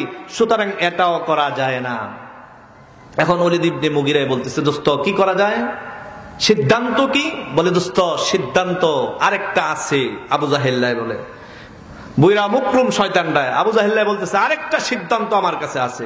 কি সিদ্ধান্ত? কয়, সিদ্ধান্ত হলো এই আব্দুল্লাহর ছেলে মুহাম্মদ, সে যেহেতু নবী দাবি করে ফেলেছে, কত বড় শয়তান সে, যেহেতু আবু জাহেল্লার একটা ঘটনা মনে পড়ে গেছে, বলবো আপনাদেরকে, শুনতে রাজি আছে? সে কিসের সেজদা করত? শয়তান ইবলিস তার মাথার মধ্যে প্রস্রাব করে দিয়েছে। মনে রাখবেন, আমি এখান থেকে আলোচনা অন্যদিকে যাচ্ছি। তখন একদিন আবু জাহেল তার দোস্তের বিয়ে খাইতে যাইব, বিয়া অনুষ্ঠান। এখন চিন্তা করতেছে, কিরে ব্যাপার কি, আমি আমার দোস্তরে কি উপহার দিতে পারি। শেষ পর্যন্ত অনেক চিন্তা ফিকির করে সিদ্ধান্ত নিল, হ্যাঁ, একটা উপঢৌকন আমার দোস্তকে দিব। কি উপঢৌকন? উপঢৌকনটা হলো আমার দোস্তকে একটা খোদা উপহার দিব। এরা লাত মানাত উজ্জা মূর্তির পূজা করে না। শেষ পর্যন্ত সিদ্ধান্ত নিয়েছে, ঠিক আছে, একটা খোদাকে উপহার দিব, একটা মূর্তি না লইয়া, বাস কাদের মধ্যে সেরকম পোশাক পরে খুব সুন্দরভাবে সুসজ্জিত হয়ে সে তার বন্ধুর বাড়িতে যাচ্ছে। আমার ভাইরা, কিছু দূর যাওয়ার পরেই তার প্রস্রাবের বেগ হয়ে গেছে। এখন চিন্তা করতেছে, তো প্রস্রাব তো করতে হবে। মানুষ এমনিও যদি কোনো বাড়ি জিনিস বহন করে তখন প্রস্রাবের বেগ হয়, জোরে বলেন ঠিক কিনা? তা আবু জাহেলের খোদারে কান্দ করে লয়ে দিতেছে। কেমন খোদার তারা গোলামি করে, যখন কান্দ করে নিয়ে দিতেছে, কিছু দূর যাওয়ার পরে দাঁত ধরছে প্রস্রাবে ধরার পরে চিন্তা করতেছে, খোদারে কই রাহি, তা খোদার পাছা দিয়ে তো আবার বাঁশ দিতে হয়, নইলে খাড়ায় না খোদায়। শেষ পর্যন্ত দেখছে একটা গাছের নিচে কোনরকম খোদারে হেলান না দিয়া রাইখা, তারপরে আবু জাহেল বসছে প্রস্রাব করতে। মিয়া বানানো কোনো কথা না, তফসিরের মধ্যে আসছে। আমরা কেমন মালিকের গোলামি করি, আর তারা কোন মালিকের দাসত্ব করে পূজা করে। আমার ভাইরা, শেষ পর্যন্ত যখন বসছে প্রস্রাব করতে, সে প্রস্রাব করতেছে, এদিকে একটা কুকুর প্রস্রাব করার জায়গা পাইতেছে না, খোদারে তো হেলান দিয়া থিয়া দিচ্ছে, কুকুরের ধরছে প্রস্রাবে, কোথায় প্রস্রাব করবে জায়গা পাইতেছে না। দেখবেন কুকুর আপনাদের এই কালিয়াকৈর বাজারের মোড়ে একটু প্রস্রাব করবো, আর একটু সামনে গিয়া চায়ের দোকানের এক জায়গার মধ্যে একটু জায়গা পাইছে, এক ঠেং আলগায় প্রস্রাব করছে, আরেকটু সামনে গিয়া এই হোমিও ওষুধের মতো এনে এক ফোঁটা হেনে এক ফোঁটা হেনে এক ফোঁটা এরকম প্রস্রাব করে, জোরে বলেন ঠিক কিনা? এটা কুকুরের অভ্যাস, জাতিগত অভ্যাস। তো কুকুরে জায়গা বিশ্রাইতেছে, প্রস্রাব কোন জায়গায় করা যায়? শেষ পর্যন্ত দে যে সুন্দর একটা মূর্তি হা করে রয়েছে, জিব্বা বার করে, এটা যদি হা করে রয়েছে গর্তটা দিতেছে, আমি প্রস্রাব করি। কুত্তা এক ঠ্যাং না আলগায়া প্রস্রাব করা শুরু করে দিচ্ছে। করে যখন আওয়াজ হইতেছে, আবু জাহেল ব্যাপার কিরে, আমি প্রস্রাব করতে সামনে আওয়াজ হইব ওই দিক দেয়, পেছন দা আওয়াজ হইকে, কারণটা কিনা? এমনি পেছনের দিকে তাকাইছে, তাই দে তা খোদার মোহের মধ্যে কুত্তায় প্রস্রাব করতেছে। আল্লাহু আকবার! হাসির খোরাক না রুহের খোরাক। আবু জাহেল বলতেছে যে হাই রে হায়, এমন খোদার গোলামি করি, এমন খোদার দাসত্ব করি, যে খোদার মুখের মধ্যে কুকুরে প্রস্রাব করে। বন্ধুরা আমার, এই আবু জাহেল সে সিদ্ধান্ত দিল যে দোস্ত ওয়ালিদ ইবনে মুগীরা, শোন, মুহাম্মদকে এভাবে থামানো যাবে না, ঠেকানো যাবে না। একটা সিদ্ধান্ত তার ব্যাপারে আমার কাছে আসছে, মনে হয় এই সিদ্ধান্তটা আমাদের জন্য সবচেয়ে ভালো হবে, কল্যাণকর হবে। বলে কি সিদ্ধান্ত? বলে দোস্ত, এই মুহাম্মদ যেহেতু সত্যই নবী দাবি করে ফেলেছে, তাকে তো আর ঠেকানো যাবে না। চলো আমরাও আমাদের পক্ষ থেকে একজনকে নবী বানাই নেই। জোরে বলেন নাউজুবিল্লাহ। আরো জোরে বলতে হবে নাউজুবিল্লাহ। কেমন কঠিন ষড়যন্ত্র! মুহাম্মদকে কিভাবে রুখানো যায়, কিভাবে মুহাম্মদকে প্রতিহত করা যায়, যাতে মুহাম্মদের দল বল বাড়ি না হতে পারে। বন্ধুরা আমার, শেষ পর্যন্ত আবু জাহেল যখন এই প্রস্তাব রেখেই ফেলেছে, ওয়ালিদ ইবনে মুগীরা সানন্দে গ্রহণ করে নিল। হ্যাঁ দোস্ত, তোমার এই সিদ্ধান্ত কঠিন সিদ্ধান্ত। এখন কে পয়গম্বর হবে, কাকে নবী বানাইবে? ওয়ালিদ ইবনে মুগীরা সেও মনে মনে কয়, নবী তো আমারই হওয়া লাগবে, কারণ ক্ষমতা তো কেউ ছাড়তে চায় না। ক্ষমতা কি কেউ ছাড়তে চায়? জোরে বলেন। এই পৃথিবীতে ইনসানের তিনটা খুব চাহাত, তিনটা জিনিসের খুব লোভী হলো ইনসান। একটা হলো হায়াতের লোভ, ঠিক কিনা? জোরে বলেন। আরেকটা হলো মানুষের ক্ষমতার লোভ, আরেকটা হলো অর্থের লোভ। বনি আদমকে আল্লাহ পাক রব্বুল আলামিন তিনটা জিনিস দিয়ে পোষাইতে পারে না। বন্ধুরা আমার, ওয়ালিদ ইবনে মুগীরা মনে মনে কয়, তাহলে এই নবীটা আমার হওয়ার দরকার। আবু জাহেল মনে মনে কয়, নবীটা আমার হইতে হবে। এখন দোনোজনই ভিতরে ভিতরে চায় আমি নবী হই, কিন্তু নবী একজন তো আরেকজনকে মানবে না। এখন তারা দুইজন দুই নেতায় সিদ্ধান্ত নেয়, দোস্ত তাহলে নবী কিভাবে বানাইবা? এখন ওয়ালিদ ইবনে মুগীরা মনে মনে বলতেছে, আমি যদি বলি আমি নবী হব, তাহলে আবু জাহেল মানবো না। আবু জাহেল মনে মনে বলতেছে যে আমি যদি বলি আমাকে নবী বানায় দাও, তাহলে ওয়ালিদ ইবনে মুগীরা মানবে না। তখন দুজনই এই সিদ্ধান্তে উপনীত হলো, দোস্ত চলো আমরা নির্বাচনের মাধ্যমে, ভোটের মাধ্যমে নবী নির্বাচন করে নেই। দুই নেতা এই সিদ্ধান্ত যখন উপনীত হলো, দারুন নাদওয়ার মধ্যে মিটিং ডাকছে, পরামর্শ সভা ডাকছে। বন্ধুরা আমার, সমস্ত কাফের মুশরিক সকলেই দারুন নাদওয়ার মধ্যে জমায়েত হয়ে গেল, সকলেই উপস্থিত। আবু জাহেল বক্তব্য পেশ করলো যে মুহাম্মদ যেভাবে দিন দিন বেড়েই চলছে, তার দল বল যেভাবে বাড়ি হচ্ছে, আমাদের বাপ দাদার সেই বংশের উপরে, ধর্মের উপরে চুনকালি বাড়তেছে। মুহাম্মদকে আর দেরি করা যায় না। সকলেই এক বাক্যে সমূহ সুরে বলতে লাগলো, আপনাদের এই দুই নেতার সিদ্ধান্তের উপরে আমরা রাজি আছি। বন্ধুরা আমার, যখন দিন তারিখ ঠিক হয়ে গেল, ওই দিন যখন চলে আসলো আমার ভাইয়েরা, তখন ভোট দেওয়া শুরু করে দিল।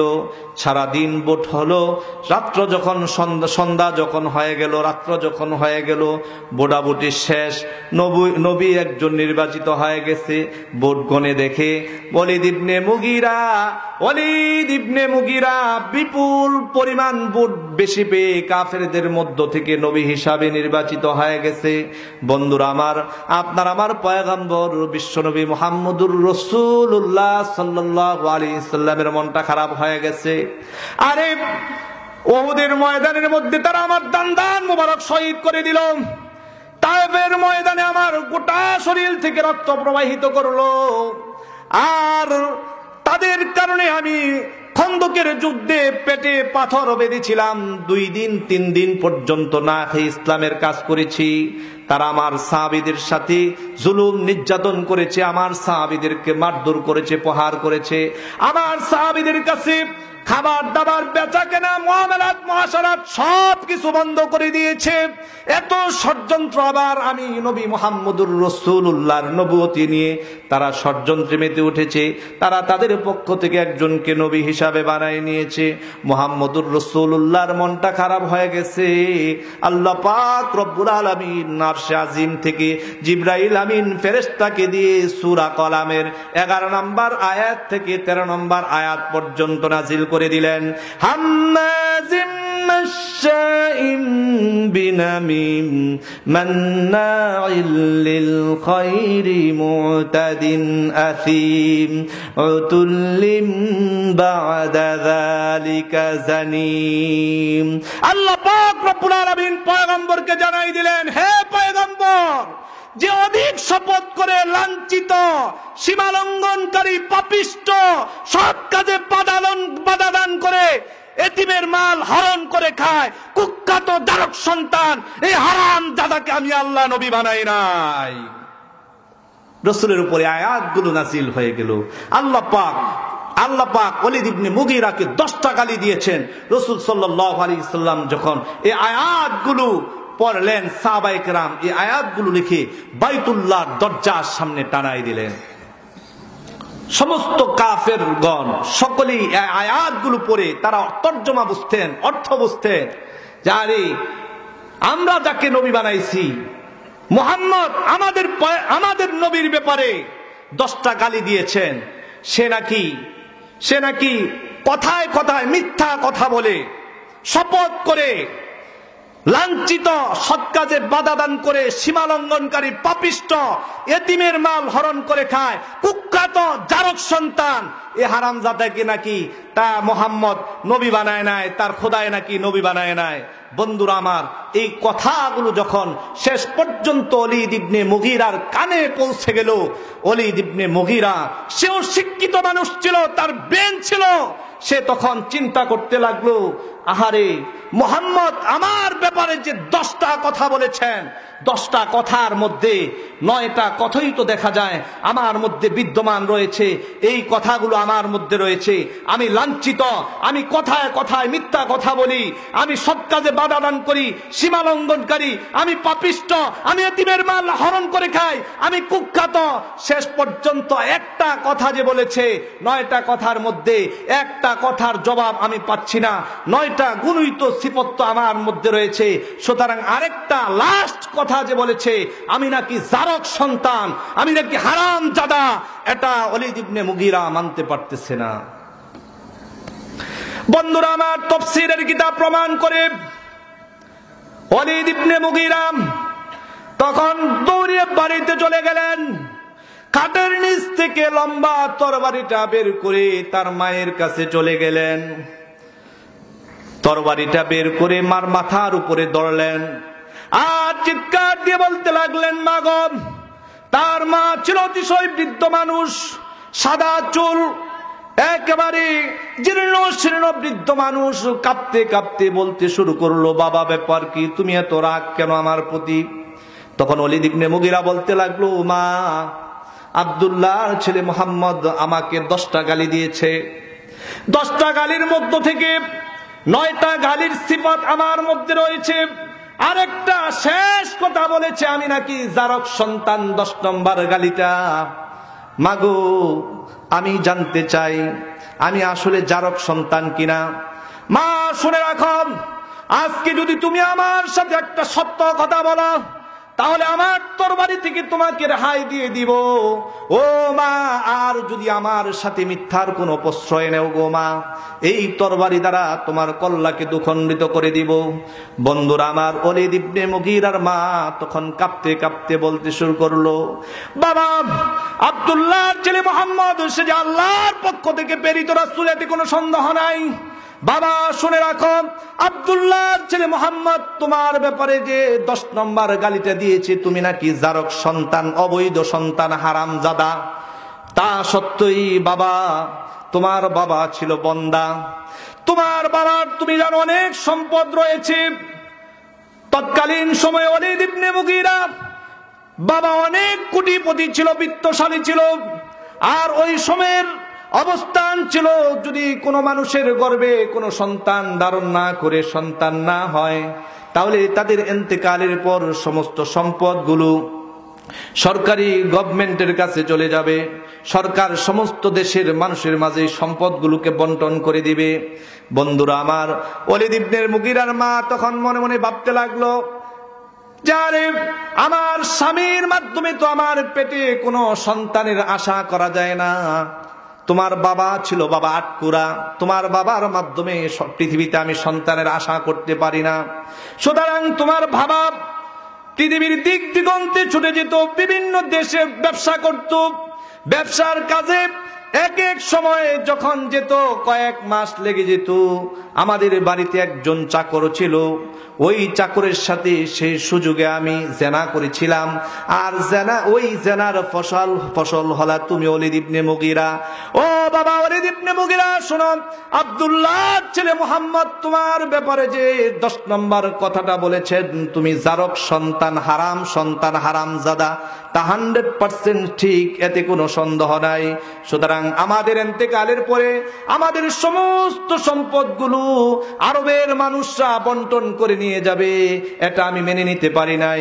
সেজন্য বাড়ির চাকরের সাথে যখন জিনা করেছিলাম, ওই জিনার ফসল হলা ওলীদ ইবনে মুগীরা, তুমি বাবা। সুতরাং মুহাম্মদের কথা ঠিক।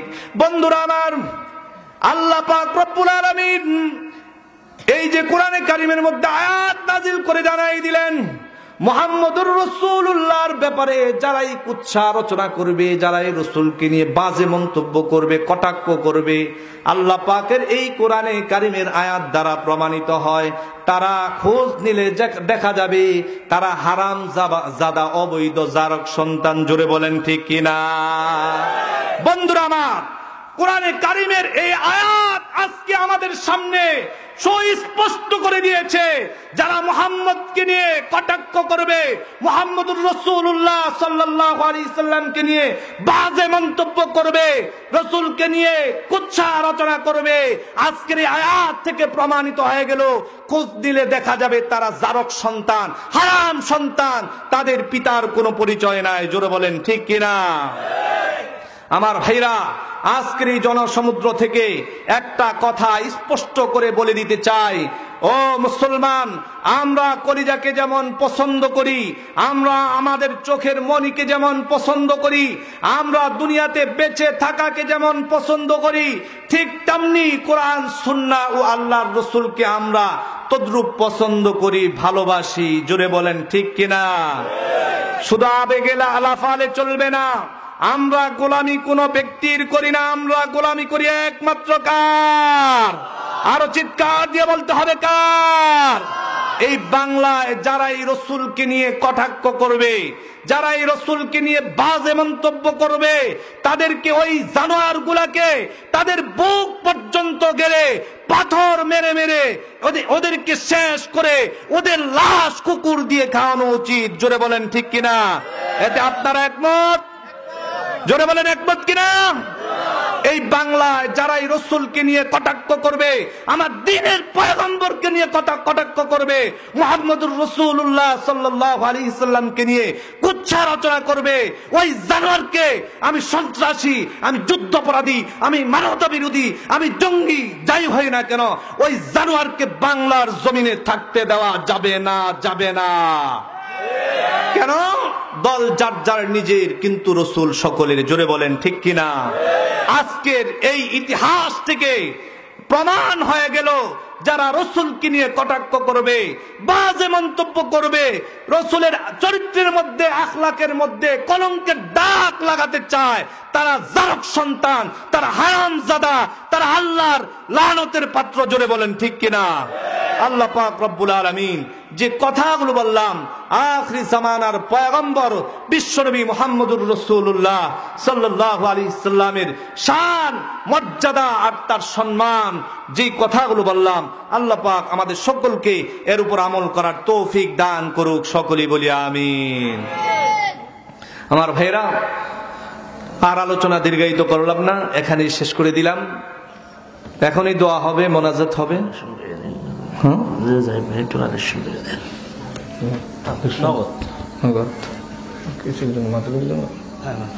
আমার ভাইরা, ওবায়দ দাই অনেক কষ্ট করেছে এই মাহফিলের জন্য, আমাকে কয়েকবার ফোন দিয়েছে যে হুজুর আপনি কিন্তু আসবেন। আসলে আমি দূরের প্রোগ্রাম সহজে নিতে চাই না। আমদাদুল্লাহ হাশিমি বলতেছে যে হযরত একটা প্রোগ্রামে যাইতেই হবে। আমি শেষ পর্যন্ত চিন্তা করলাম থাক ঠিক আছে যাই। উনিও বারবার আমাকে ফোন করেছেন। অনেক আমরা প্রোগ্রাম করি, সাধারণত সারা বাংলাদেশে ওয়াজ করে ঘুরে বেড়াই। একটা প্রোগ্রাম করতে অনেক খরচ, অনেক খরচ। আমার ভাইরা, এখানে যারা যারা আছেন সকলে একটু হাতটা আকাশের দিকে উঠান, সকলেই উঠান। আল্লাহু আকবার। আল্লাহ তুমি হাতগুলোকে কবুল করো। হাতগুলো নাড়াচাড়া দেন তো, হাতগুলো সকলেই নাড়াচাড়া দেন। আমার ভাইরা, আমরা এখানে যারা উপস্থিত, এমন কেউ নাই, মা নাই, বাবা নাই, দাদা নাই, দাদি নাই, আত্মীয় স্বজন নাই, এমন সকলেরই আমাদের মা বাবা দাদা দাদি আত্মীয় স্বজন দুনিয়া থেকে অন্ধকার কবরে শাহিদ হয়ে গেছে। আমার ভাইরা, আজকে হতে পারে আজকের উসিলায়, আজকের এই রজনীকে কেন্দ্র করে, হাত নামাবেন না, আজকের রজনীকে কেন্দ্র করে তাদেরকে মাফ করে দিতেন। আমার ভাইরা, দান সদকা মানুষের বিপদ আপদ দূরীভূত করে, হায়াতকে বৃদ্ধি করে, দান সদকা মা বাবার কবরের আযাবকে আল্লাহ মাফ করে দেয়। আমার ভাইরা, বিসমিল্লাহির রহমানির রহিম বলে হাতটা পকেটের মধ্যে ঢুকাইবেন, অন্যের পকেটে না, নিজের পকেটের মধ্যে ঢুকাইবেন। যার পকেটে যা আছে, সকলেই যার পকেটে যা আছে আল্লাহর রাস্তায় এই দ্বীনের মাহফিলের জন্য, এই মাহফিলটা প্রতি বছর হোক, আপনারা চান না? চান তো ইনশাআল্লাহ? সুতরাং পকেটে ঢুকাই দেন, যার পকেটে যা আছে এখনই দান করেন, যার পকেটে যা আছে এখানে দিয়া যান। একজন রুমাল নিয়ে দাঁড়ান, রুমাল ধরো, রুমাল ধরো, রুমাল ধরো।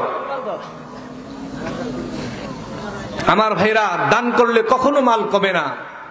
দান করলে আল্লাহ পাক রব্বুল আলামিন আপনার সম্পদকে বৃদ্ধি করে দিবেন। আপনার পকেটে যদি 100 টাকা থাকে, 100 টাকার মধ্যে থেকে যদি আপনি 10টা টাকা আল্লাহর রাস্তায় দান করে দেন, আর যদি 90টা টাকা পকেটে ঢুকান, মনে রাখবেন এই 90 টাকার মালিক আপনি না, 10 টাকার মালিক হলেন আপনি। কেন? এই 10টা টাকা এমন একটা অ্যাকাউন্টে আপনি ঢুকাই দিয়েছেন, যে অ্যাকাউন্ট থেকে এই টাকাটা নষ্ট হবে না, চুরি হবে না, ডাকাতি হবে না, চিন্তায় হবে না। এই টাকাটা হাসর, কবর, হাসর, কিয়ামত, মিজান, ফুলসেরাত পাড়ি দিয়ে আল্লাহর জান্নাত পর্যন্ত পৌঁছায় দিবে। এই টাকাটা আপনার সঙ্গে থাকবে। আমার ভাইরা, কেউ খালি হাতে যাবেন না, কেউ খালি হাতে যাবেন না। প্রত্যেকেই মা বাবা দাদা দাদি নানা নানি আত্মীয় স্বজনকে স্মরণ করে সকলেই আপনার হাতটাকে পকেটে ঢুকাই দেন আর আল্লাহর রাস্তায় দান করে যান। কেউ খালি হাতে যাবেন না। হতে পারে এই দানের উসিলায় আপনার মা বাবার আযাবকে আল্লাহ মাফ করে দিতে। আমার ভাইরা, একটা লোককে খালি হাতে যাবেন না, যার পকেটে যা আছে সকলেই দান করতে থাকেন। সম্মানিত হাজিরিন, গত বছর এই জায়গায় আপনারা জানেন এই অক্ষ মসজিদের মুয়াজ্জিন মরহুম নবী হোসেন ছিলেন। গত 2 মাস আগে উনি ইন্তেকাল ফরমায় আছেন। ওনার সহধর্মীয় কিছুদিন আগে ইন্তেকাল ফরমায় আছেন। এখান থেকে অনেকে লোক চলে গেছেন, হয়তো আমরা তাদের খুঁজে পাচ্ছি না, হয়তো আগামীতে অনেকেই থাকবো, আমরা অনেকেই থাকবো না।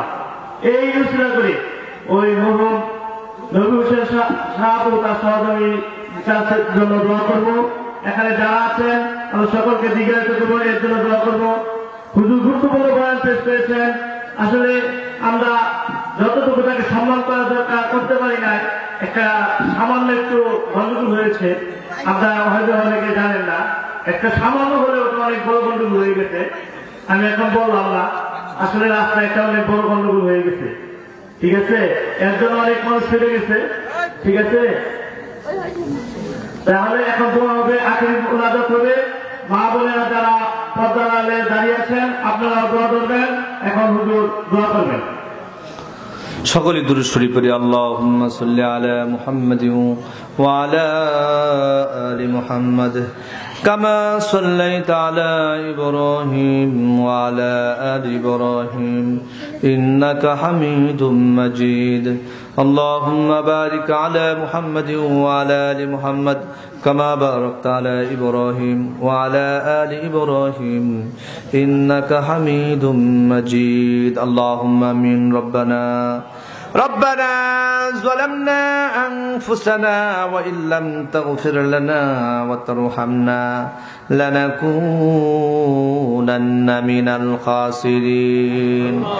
ربنا ظلمنا أنفسنا وإن لم تغفر لنا وترحمنا لنكونن من الخاسرين رب ارحمهما كما ربياني صغيرا رب ارحمهما كما ربياني صغيرا রব্বুল আলামিন আল্লাহ তাআলা প্রভু গো আমরা তোমার কতিপয় গুনাহগার বান্দা একত্রিত হয়ে গুনার গাঠুরি মাথায় নিয়ে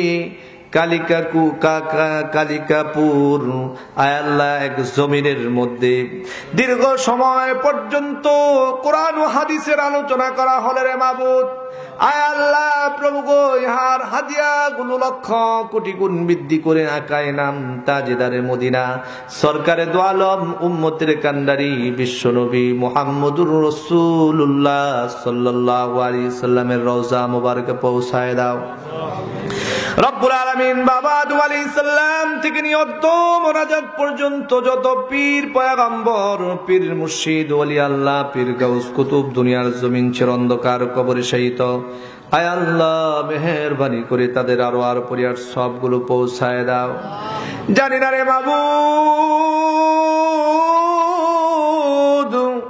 আমরা যারা হাত বাড়াইলাম আয় আল্লাহ প্রভু গো আমাদের মধ্য থেকে কার জন্য জানি কাপড়ের কাপড় দোকানে জমা হয়ে গেছে কোন জারের বাস জানি পেকে গিয়েছে মসজিদের পালকি কখন জানি আমাদের ঘরের দরজার সামনে এসে হাজির হয়ে যায় আয় আল্লাহ প্রভু গো মৃত্যু আসার আগে আগে কাফনের কাপড় গায়ে লাগার আগে মেহেরবানি করে গো তুমি আমাদের প্রত্যেকের তামাম জিন্দেগীর গুনাহগুলো মাফ করে দাও রব্বুল আলামিন তুমি তোমার কুদরতি নজর দিয়ে তাকাও রে মাবুদ গভীর রজনী তামাম পৃথিবীর মানুষগুলো সকলেই ঘুমায় হায় আল্লাহ কালিকাপুর এলাকার মধ্যে তোমার বান্দারা গুনার গাঠুরি মাথায় নিয়া এতিমের ন্যায় ভিক্ষুকের ন্যায় কাঙ্গালের মতো কাঁদতেছে রে মাবুদ আয় আল্লাহ মেহেরবানি করি তাদের প্রত্যেকের জীবনের গুনাহগুলো মাফ করে দাও রব্বুল আলামিন তুমি যদি আমাদেরকে মাফ না করো বলো না আমরা কার কাছে যাব কোথায় যাব প্রভু গো দুনিয়াতে দেখেছি ছোট সময়ে দুষ্টামি করলে আব্বার কাছে বিচার গেলে সারাদিন আব্বার ভয়ে আর বাড়িতে যেতাম না সন্ধ্যা হয়ে গেলে ঘরের পেছনের দরজায় গিয়ে মা মা বলে ডাক দিলে এমনি তাকিয়ে দেখতাম মা দরজা খুলে দুইটা হাত বাড়িয়ে দিয়ে ডেকে বলতো আয় রে বাবা সকলে ভুলে গেল আমি মা তোকে বলতে পারি না সন্তানকে বুকে জড়াইয়া জীবনের সব অপরাধ মাফ করে দেয় আয় আল্লাহ প্রভু গো তোমার রাসূলের হাদিসের মধ্যে পড়েছি রে মাবুদ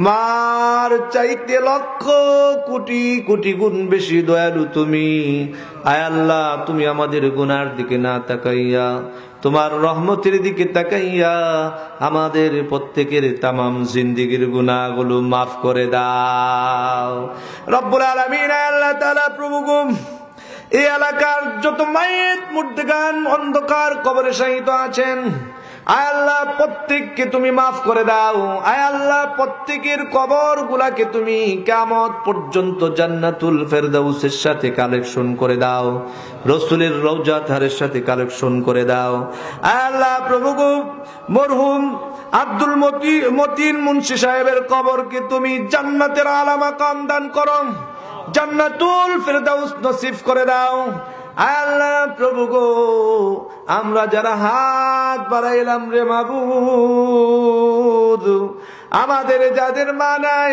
আল্লাহ মার কবরটাকে তুমি কিয়ামত পর্যন্ত জান্নাতুল ফেরদাউস নসিব করো হায় আল্লাহ প্রভু গো আমরা যখন মায়ের গর্ভে ছিলাম আমাদের মাথা উপরে ছিল যখন দুনিয়াতে ভূমিষ্ঠ হতে লাগছি তখন তোমার রহমতের ফেরেশতারা আমাদের মাথা নিচের দিকে করিতে লাগছে এমন সময় পা দুখানা ঘুরে গিয়ে মা মার কলিজার মধ্যে লাথি লেগেছিল। লাথি লাগার সঙ্গে সঙ্গে মা দুঃখিনীর ব্যথা উঠে গিয়েছিল। যখন মায়ের জ্ঞান ফিরে আসে তখন সাথীদেরকে ডেকে বলছে, আপনারা কারা গো? আমার জাদু কই? আমার জাদুকে কোলে তুলে দেন।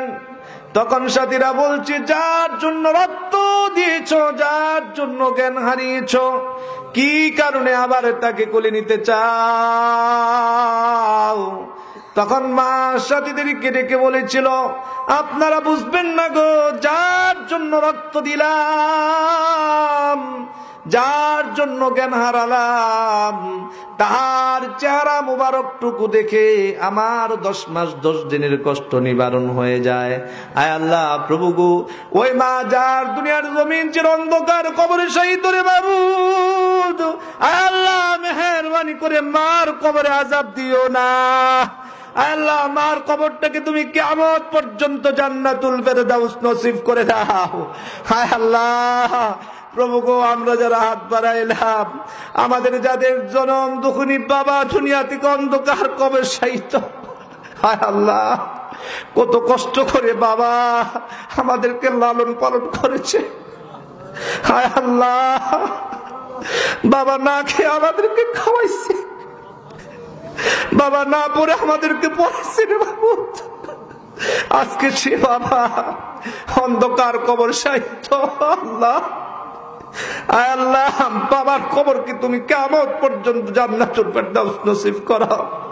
রাসূলের রওজা থারের সাথে কালেকশন করে দাও।